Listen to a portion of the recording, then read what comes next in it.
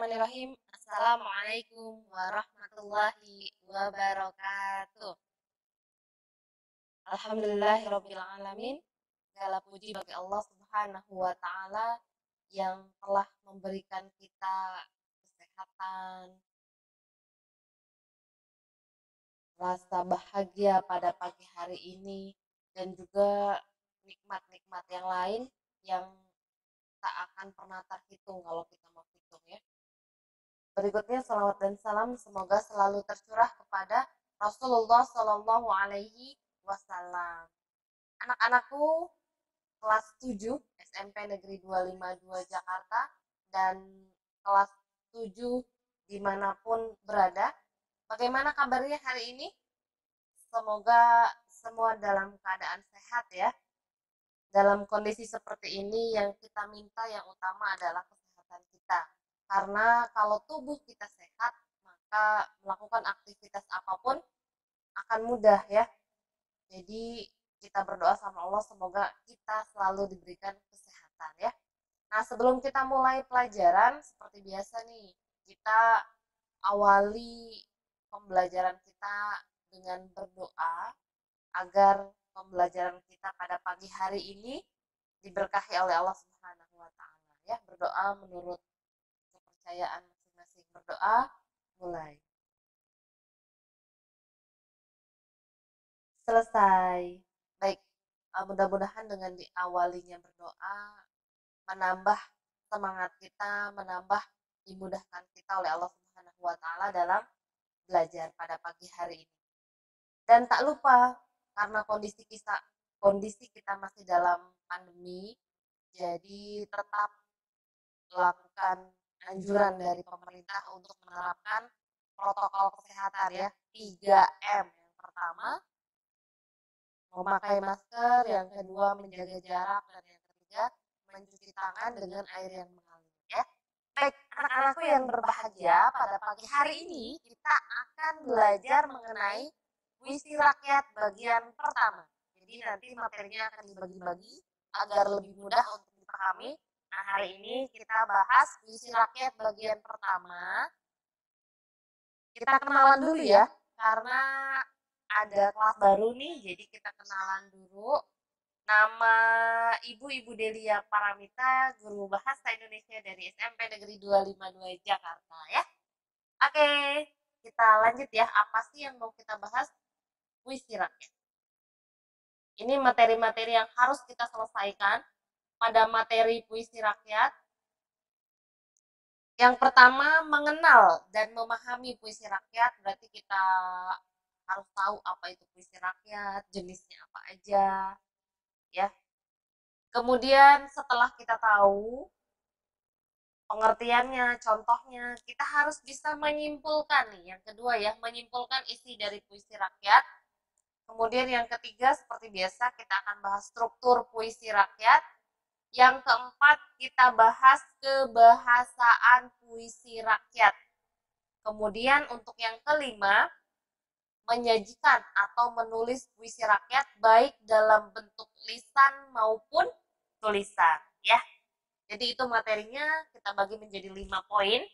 Dan pada pagi hari ini kita hanya bahas poin pertama saja, yaitu tadi mengenal dan memahami puisi rakyat ya.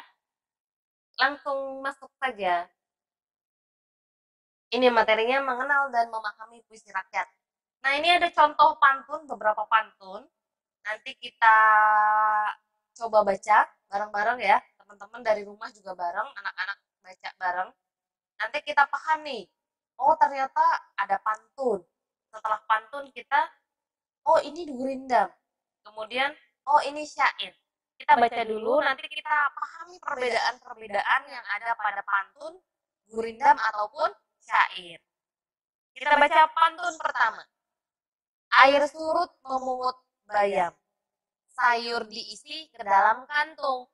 Jangan diikuti tabiat ayam bertelur sebiji, riuh sekampung. Pantun kedua. Baik bergalas, baik tidak.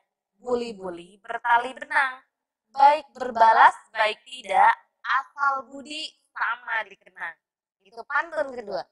Pantun ketiga, ikan nila dimakan berang-berang. Katak hijau melompat ke kiri. Jika berada di rantau orang, baik-baik membawa diri. Pantun keempat, akar keladi melilit selasih. Selasih tumbuh di hujung taman. Kalungan budi, junjungan kasih, mesra kenangan sepanjang zaman. Jadi, itu dia contoh-contoh pantun. Diperhatikan nih baris-barisnya, kata-katanya, kemudian isinya, ya. Itu contoh pantun, diingat baik-baik ya. Kita lanjut ke gurindam. Nih, gurindam. Udah terlihat ya bedanya ya, dari barisnya juga gurindam hanya ada dua. Kalau pantun tadi ada empat ya. Gurindam. Pertama, jika hendak mengenal orang yang baik perangai, lihat pada ketika bercampur dengan orang ramai. Yang kedua, cari olehmu akan sahabat yang boleh dijadikan obat. Yang ketiga, cari olehmu akan guru yang boleh taukan seperti seteru.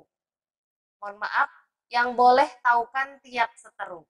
Yang keempat, jika hendak mengenal orang berbangsa, lihat kepada budi dan bahasa. Yang kelima, jika hendak mengenal orang yang berbahagia, sangat memeliharakan yang sia-sia. Jika hendak mengenal orang mulia, lihatlah kepada kelakuan dia. Tahu bedanya ya? Nah, kita akan tahu lagi setelah bahas syair. Kita baca syairnya. Syair perahu. Inilah gerangan suatu madah. Mengarangkan syair terlalu indah. Membetuli jalan tempat berpindah. Di sanalah ikhtikat diperbetuli sudah. Wahai muda, kenali dirimu. Ialah perahu tamsil hidupmu. Tiadalah berapa lama hidupmu, ke akhirat jua kekal hidupmu. Hai muda arif budiman, hasilkan kemudi dengan pedoman. Alat perahumu jua kerjakan. Itulah jalan membetuli insan. Perteguh jua alat perahumu. Hasilkan bekal air dan kayu. Dayuh mengayuh taruh di situ. Supaya laju perahumu itu. Sudahlah hasil kayu dan ayar. Angkatlah pula sauh dan layar. Pada beras bekal jantanlah taksir. Niscaya sempurna jalan yang kabir. Karya Hamzah Mansuri. Nah, itu dia contoh syair. Jadi kita sudah bisa membedakan ya antara yang pertama tadi pantun, kemudian ada gurindam, kemudian ada syair ya. Nah, supaya lebih jelas kita bahas satu-satu ya. Kalau tadi contohnya, kalau sekarang kita bahas konsepnya. Sekarang gurindam. Nah, apa sih gurindam? Nah, gurindam itu masuk ke dalam puisi lama, jenis puisi lama ya. Jadi puisi itu kan ada puisi lama, ada puisi baru. Nah, gurindam masuk ke dalam kategori puisi lama. Ya, kalau puisi baru itu puisi yang kita kenal sekarang ya. Tidak ada aturan yang terlalu terikat, ya. Kita bisa menulis puisi baru sesuai dengan kehendak kita. Yang penting ada makna di dalamnya ya. Tidak ada aturan yang terikat seperti puisi lama. Kalau puisi lama ada aturan-aturan yang terikat. Misalnya kalau pantun harus ada 4 baris. Baris pertama dan kedua berupa sampiran. Baris ketiga dan keempat berupa isi. Nah itu aturan-aturan yang mengikat dalam puisi lama. Tapi kalau dalam puisi baru tidak. Nah sekarang kita tidak bahas puisi baru, tapi kita bahas puisi lama. Salah satunya adalah gurindam. Apa sih gurindam? Tadi, dia adalah bagian dari puisi lama, asalnya ternyata dari negeri India ya. Asal gurindam itu dari negeri India. Nah, istilahnya yang pertama yaitu girindam, artinya mula-mula atau perumpamaan ya. Jadi gurindam itu berasal dari bahasa India, artinya kirindam, katanya kirindam artinya mula-mula atau perumpamaan. Ya. Paham ya? Jadi mula-mula atau perumpamaan. Nah, gurindam ini syarat akan nilai agama dan moral. Jadi di dalamnya ada nasihat agama dan moral. Orang dulu itu sangat menganggap penting gurindam karena dijadikan peraturan dalam kehidupan, dijadikan norma dalam kehidupan. Itu untuk orang dulu ya. Karena tadi di dalamnya tuh syarat akan nilai-nilai agama dan moral, maka bisa dijadikan aturan dalam kehidupan atau norma dalam kehidupan ya. Nah, nanti kita juga coba belajar dari gurindam. Apa itu gurindam? Kemudian isinya apa sih? Dan itu bisa kita terapkan dalam kehidupan kita sehari-hari, ya. Dan gurindam itu bagian dari warisan budaya yang sangat penting. Jadi harus kita budayakan, harus kita lestarikan, harus kita jaga. Kita harus tahu bahwa gurindam adalah bagian dari warisan budaya. Nah, dari penjelasan tadi bisa kita ambil kesimpulan bahwa gurindam itu adalah puisi lama yang bermakna perumpamaan yang di dalamnya terdapat nilai agama dan moral yang bisa diterapkan dalam kehidupan sehari-hari dan merupakan warisan budaya. Ingat ya, ketika kita mengambil sebuah pengertian itu bebas, yang penting inti-intinya masuk. Maksudnya tidak harus sama seperti yang dijelaskan oleh guru atau sama seperti buku, tapi intinya paham, kemudian kalian bisa mengembangkan menggunakan bahasa sendiri, ya. Paham ya, Gurindam ya? Jadi syarat akan nilai moral dan agama. Dia bagian dari puisi lama dan pesannya itu bisa dijadikan norma dalam kehidupan. Oke? Kita lanjut ke ciri-ciri gurindam. Nah, ini ciri-cirinya. Jadi gurindam itu ada berapa baris? Ada 2 baris dalam satu bait, ya. Hanya 2. Hanya 2 baris, ya. Tiap baris memiliki jumlah kata sekitar 10 sampai 14 kata, ya. Barisnya dalam setiap baris itu kata-katanya hanya ada 10 sampai 14 kata.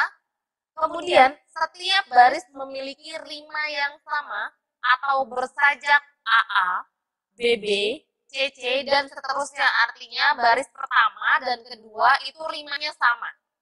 Kita balik lagi ke contoh gurindam untuk memastikan bahwa ciri-ciri ini benar ya, biar kita paham. Ini contoh gurindam ya. Ada 2 baris. Di baris pertama, jika hendak mengenal orang yang baik perangai. Baris kedua, lihat pada ketika bercampur dengan orang ramai ya. Jadi hanya ada 2 baris. Kemudian ciri-cirinya apa tadi? Berima AA. Nah, lihat akhirannya sama kan? I dan I. Gitu ya. Ini ciri-cirinya. Kita lanjutkan lagi. Merupakan satu kesatuan yang utuh, jadi tidak bisa terpisahkan. Baris pertama berisi soal, masalah, atau perjanjian. Itu ya, baris pertamanya diingat ada soal, masalah, atau perjanjian. Baris kedua baru jawabannya. Akibat dari masalah atau perjanjian pada baris pertama. Isi atau maksud gurindam terdapat pada baris kedua. Nah, isi gurindam biasanya berupa nasihat, filosofi hidup, atau kata-kata mutiara. Jadi bisa nasihat, bisa filosofi hidup, bisa kata-kata mutiara. Paham ya? Jadi yang perlu diingat bahwa gurindam itu hanya ada 2 baris dalam satu bait. Bait itu artinya paragraf ya. Kemudian tiap baris punya 10 sampai 14 kata, rimanya AA, BB, CC dan seterusnya. Gurindam itu adalah satu kesatuan utuh antara satu dengan yang lainnya. Baris pertama itu berisi soal atau masalah, baris kedua jawabannya. Isinya berupa nasihat, filosofi hidup, atau kata-kata mutiara. Ya, itu mengenai gurindam. Kita lanjut ke pantun. Pantun itu puisi Melayu yang mengakar dan membudaya di masyarakat, khususnya masyarakat Melayu, masyarakat Indonesia. Ya, jadi semua orang tahu Melayu, hanya istilahnya yang berbeda-beda. Nanti di daerah ini namanya apa, di daerah ini namanya apa, ya. Tapi pada umumnya orang menyebutnya pantun. Apa sih pantun? Pantun itu artinya ucapan yang teratur, yang terarah, serta mendidik dan merupakan bentuk kesantunan. Jadi isinya itu kata-katanya teratur, kemudian terarah, mendidik juga, dan merupakan bentuk kesantunan ya. Fungsinya untuk apa? Tadi sesuai dengan pengertiannya mendidik, jadi fungsinya untuk mendidik serta menghibur. Jadi nggak langsung kalau mau ngasih tahu orang tuh kamu harus begini dan begini, enggak. Tapi kalau melalui pantun ada sampirannya dulu ya, ada dihibur-hibur dulu dengan kata-kata yang indah dan menarik, kemudian baru nasihatnya disampaikan. Biasanya yang seperti ini lebih mengena, gitu ya. Ciri-cirinya apa sih? Kalau tadi gurindam hanya ada 2 baris, kalau pantun ada 4 baris ya. Tiap baris memiliki 8 sampai 12 suku kata. Kemudian rima akhir setiap baris itu ABAB ya. Baris pertama dan kedua merupakan sampiran, baris ketiga dan keempat merupakan isi ya. Jadi baris pertama dan kedua sampiran, ketiga dan keempat isi. Sampiran tuh pengantarnya dulu ya. Jadi beda ya antara pantun dan gurindam. Sudah bisa membedakan? Dari jumlah barisnya saja berbeda. Suku katanya berbeda. Rimanya juga berbeda ya. Tapi pantun bisa berima AAA atau BBB gitu ya. Kemudian ke syair. Kalau syair tadi ya sudah kita bacakan, dia contohnya jauh lebih panjang. Syair itu salah satu puisi lama, berasal dari Persia, dibawa masuk ke Nusantara bersama dengan masuknya Islam ke Indonesia ya. Jadi syair itu berasal dari Persia, masuk ke Nusantara bersama dengan masuknya Islam ke Indonesia. Kata atau istilah syair itu berasal dari bahasa Arab, artinya syair atau syuur, yang berarti perasaan yang menyadari. Jadi isinya berupa perasaan seseorang nih ya. Kemudian kata syuur berkembang menjadi syiru yang berarti puisi dalam pengetahuan umum. Nah, dalam perkembangannya, syair mengalami perubahan dan modifikasi sehingga menjadi khas Melayu. Tidak lagi mengacu pada tradisi sastra syair negeri Arab, ya. Jadi mengalami perkembangan dan modifikasi. Penyair yang berperan besar dalam membentuk syair Melayu adalah Hamzah Fansuri yang tadi syairnya sudah kita bacakan ya. Syairnya banyak. Contohnya ada syair perahu, syair burung pingai, syair dagang, syair sidak fakir, dan lain-lain ya. Dan ini tadi sudah kita contohkan syair perahu ya. Jelas ya beda ya antara syair, pantun, dan gurindam. Tapi semuanya sama-sama puisi rakyat, puisi lama ya. Nah ini ciri-cirinya, setiap bait terdiri dari 4 baris, setiap baris terdiri 8 sampai 14 suku kata, bersajak A, ya, sajaknya ingat A, semua baris adalah isi, tidak ada sampiran. Bahasa yang digunakan biasanya berupa bahasa biasa. Nih, kita lihat ya contoh syairnya ya.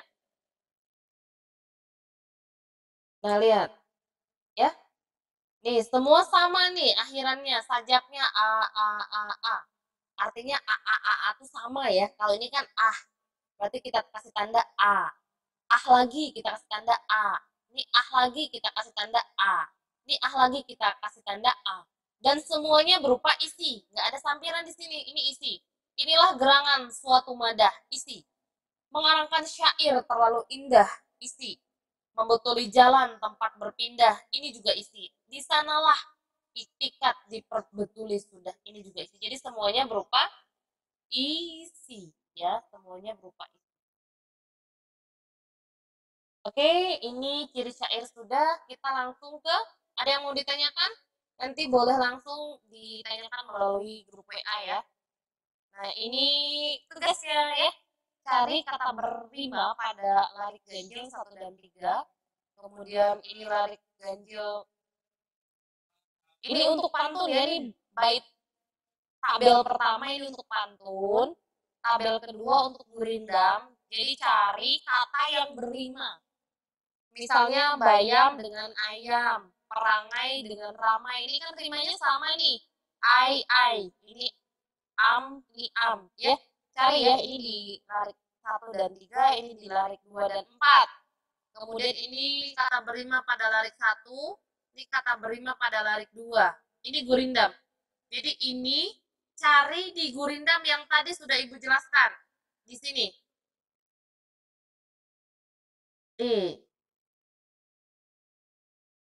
Di sini ya. Ini pantun nih, cari nih. Misalnya tadi am dengan am, ini sama kan? Terus di yang genapnya dengan ya. Kemudian syairnya perangai dengan ramai ya. Kemudian berarti yang kedua, ketiga ini ada semua ya. Ya, untuk memahami, untuk mengetahui bahwa kalian paham yang disebut dengan rima ya. Kemudian yang ketiga, tabel ketiga itu untuk apa? Syair ya. Jadi ini untuk pantun, pantunnya tadi di atas, nanti tinggal di pause aja supaya bisa baca pantunnya dengan jelas. Kemudian gurindamnya juga sama di atas, di awal tadi sudah kita bacakan. Syairnya juga sudah kita bacakan di awal ya. Tinggal kalian cari kata-kata aja, kata-kata yang berima. Berima berarti itu akhirannya sama ya. Paham ya? Kalau yang ini perintahnya, perhatikan, ini dilarik per 1 dan 3, berarti di baris 1 dan 3. Ini pantun. Pantun baris 1 dan 3. Ini pantun baris 2 dan 4 ya. Kan tadi pantunnya banyak tuh. Ini pantun pertama nih, ini pantun kedua, ketiga, keempat ya. Kan ada 4 pantun tadi. Paham ya? Kalau ada yang mau ditanyakan, boleh langsung di WA grup atau di kolom komentar di bawah ini. Oke, terima kasih sudah menyaksikan materi puisi rakyat bagian pertama, baru pengenalan saja. Mudah-mudahan bermanfaat. Mohon maaf bila ada kata-kata yang salah atau kurang berkenan. Kita jumpa lagi pada materi berikutnya, puisi rakyat bagian kedua. Terima kasih. Wassalamualaikum warahmatullahi wabarakatuh.